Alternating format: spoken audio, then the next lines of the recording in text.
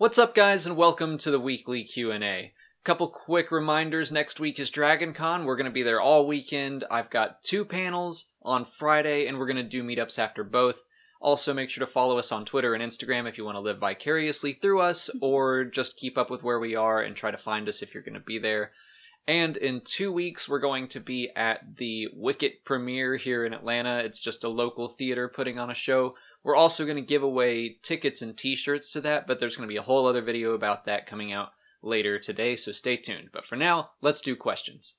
Alright, first up, Dason Flores wants us to rationalize a Jabba the Hutt movie since there are now rumors of that floating around. Let me start by saying I do not want a Jabba the Hutt movie, I do not want a Yoda movie, and I do not want a Boba Fett movie, all 3 of which are currently being rumored. But that said, I think it's a little premature to freak out about it, because I think when we hear Boba Fett, Jabba the Hutt, and Yoda, our instinct is to just simplify it down to like, oh, we're getting origin stories, when we actually don't know what these are about at all. For example, the Boba Fett movie that's rumored is actually, well, there's more rumors on top of that that's saying that it's not really a Boba Fett origin story, it's more about bounty hunters teaming up together or fighting each other, something like that, but it's more of an ensemble film and not just about Boba Fett. He's just included. And it's probably very likely that people are just referring to it as the Boba Fett movie for simplicity's sake. But already the idea of a bounty hunter team-up movie is more compelling. So when I hear a Jabba the Hutt movie, yeah, my first reaction was like, oh, I don't want to see his origin story. But if you think about it, it's probably more like in the Aftermath trilogy, they talk about this whole shadow war between all of the criminal underworld factions while the Empire is failing and the New Republic hasn't really gained a foothold yet. I mean, it could be about that, and Jabba the Hutt is just included, and they're calling it the Jabba movie for simplicity's sake, and it's not really that at all. So if I were you, I would just put your pitchforks down until Lucasfilm says something official. Sapos wants to know if the Obi-Wan movie will take place completely on Tatooine. So you point out in your question that when I was first talking about this movie, which still, by the way, is a rumor, it hasn't been officially confirmed, so just keep that in mind.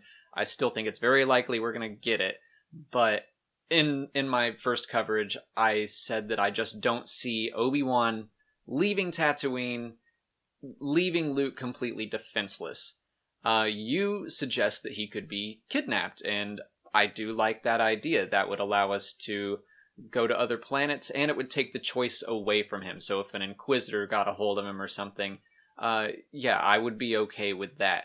Also, I'll say that I have warmed up to the idea of him even choosing to leave, depending on when the movie takes place. But the guys at Collider Jedi Council, they said that they could see him maybe just kind of fighting internally with himself, like maybe there was more I could have done to save Anakin, and still thinking that there's hope for his redemption, and just tells Uncle Owen, which would be a good way to get Joel Edgerton into it, just like, hey, really look after Luke for a couple days, I'll be back soon, and maybe he goes and he tries to confront Vader again.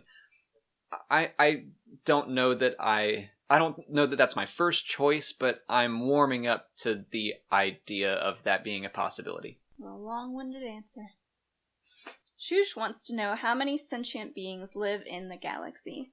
So, we don't have any really hard canon facts about this right now, so everything I'm going to say comes from Legends, but according to Legends, there are 400 billion stars in the galaxy, with 180 billion star systems. So in those habitable systems, there are 5 to 20 million different sentient species, which leaves a huge margin for error, 15 million difference. So anyway, the best guess that Legends gives us is 100 quadrillion sentient beings in the galaxy.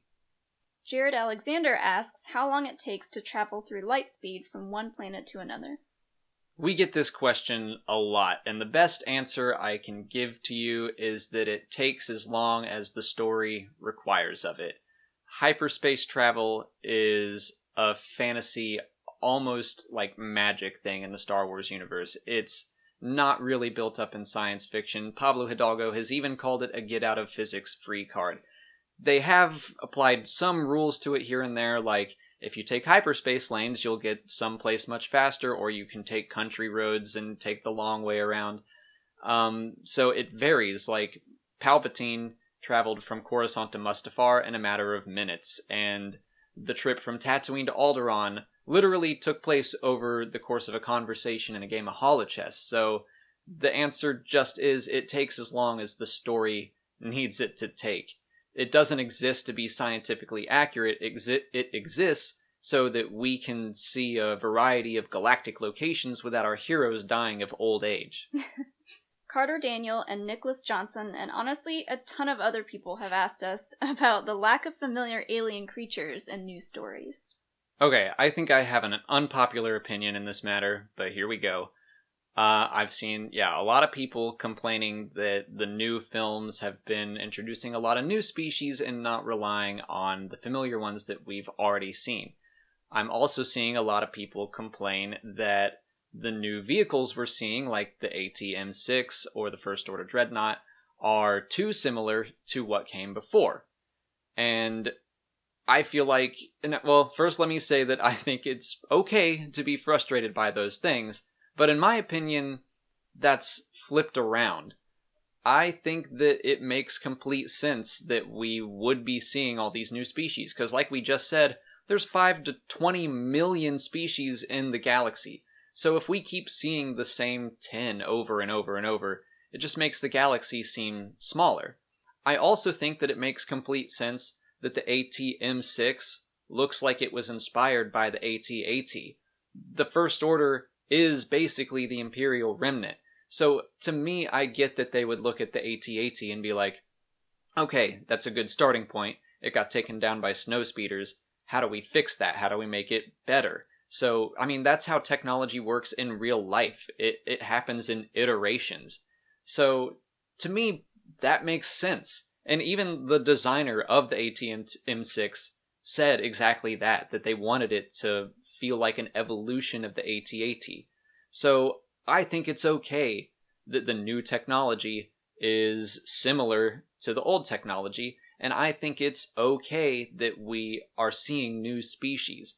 That said, I would still be excited to see Twi'leks or Biths or Rhodians pop up in a new movie, but it's also okay that it's not happening all the time. That's it for patron questions. If you're a patron and you didn't see your question answered here, just head over to Patreon where I left you a written response. If you're not a patron, you can learn more by following the link in the description. Just $1 a month will get you access to extra Star Wars Explained goodies like audio commentaries for the films and monthly giveaways, and the combined donations really go a long way in supporting the channel. On to YouTube questions. Rebel Brick Productions asks if Ahsoka became one of the Lost 20 when she left the Jedi Order. The Lost 20 were 20 Jedi Masters that peacefully left the Order. And Ahsoka was not a Jedi Master when she left. She wasn't even a Jedi Knight. So no, she did not become the Lost 21st. John Larson wants to know if the Chiss will be in future Star Wars content. Considering the way that the Thrawn book ended, yeah, I think the chances are very, very high. I would love to see them in live action. And, I mean, sometimes I talk about the budgetary constraints of creating aliens and putting them in live action, but it's a Chiss. Paint a guy blue, give him red contacts, and boom, you've got Chiss. You can make dozens of them. So, yeah, I absolutely think we're going to see the Chiss in the future. I hope so. PFN Games asks if we think Ahsoka will be in the Obi-Wan movie. I don't want to bum you out, but I kind of doubt it. I mean, it's possible, don't get me wrong, but I think that you have to keep in mind that not everyone knows who Ahsoka is. I think it's pretty safe to say that everyone watching this video right now, they know Ahsoka. But most of the people that watch Star Wars movies only watch the Star Wars movies. So if you bring in a character like Ahsoka, you have to take valuable screen time and explain her relationship to Obi-Wan. It's not like she could just walk in and they would hug and like everyone would know who Ahsoka is. Now, again, it's still possible. I would be delighted if they used her in live action. I just wouldn't hold my breath. Elemental Jedi wants to know if Aftermath Empire's End affected the way people see Jar Jar. To run through the basics for anyone that doesn't know, after the Clone Wars and as the Empire arose, Jar Jar got blamed for a lot of stuff, especially on Naboo, because he supported Palpatine in Attack of the Clones. So he was basically a pariah. He was outcast by the humans and the Gungans, and he became a street performer. But he was still like a really positive guy. He befriended this disfigured child. It was an interesting chapter, and I will say yes and no to answer your question. Yes, I do think it's a very tragic story. I was sad for Jar Jar, but if I am watching the prequels, when he pops up, still don't like the character. So it doesn't really change my opinion while I'm watching the movies, but in the broader sense, yeah, I feel bad for the guy. Yeah, I mean, I think maybe people with more of an open mind about him, his character, and the prequels, I think they felt bad for him when they read about what happened to him. Yeah, I mean, I wouldn't even say I have a totally open mind when it comes to him. I don't like Jar Jar, but I read that chapter and I was bummed. Yeah.